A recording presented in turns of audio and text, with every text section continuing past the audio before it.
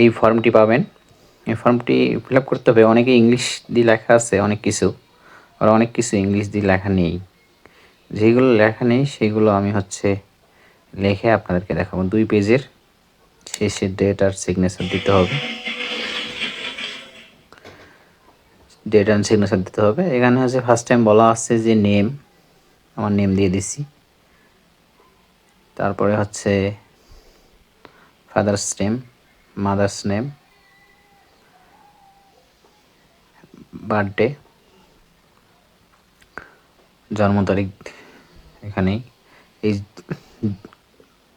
Z মানে date, আর যে লম্বা দাগের মতো 2টা যে আছে এটা মনে মাস। টাউন এগুলো দিছি।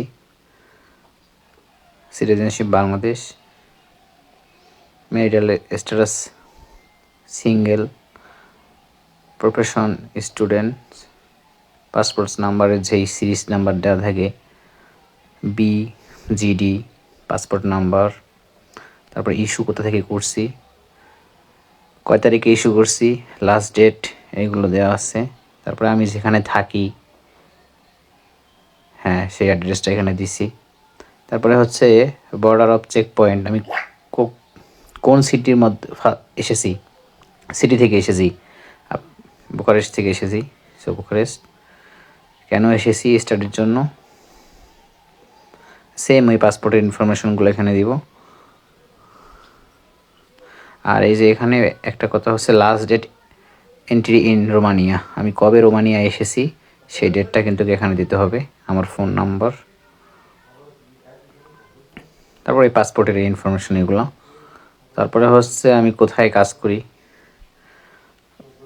বা ওয়ার্ক প্লেস বলে ইউনিভার্সিটিতে, এইগুলো দিয়ে ফিল আপ করে সাইন অ্যান্ড ডেট দিয়ে নিয়ে যেতে হবে।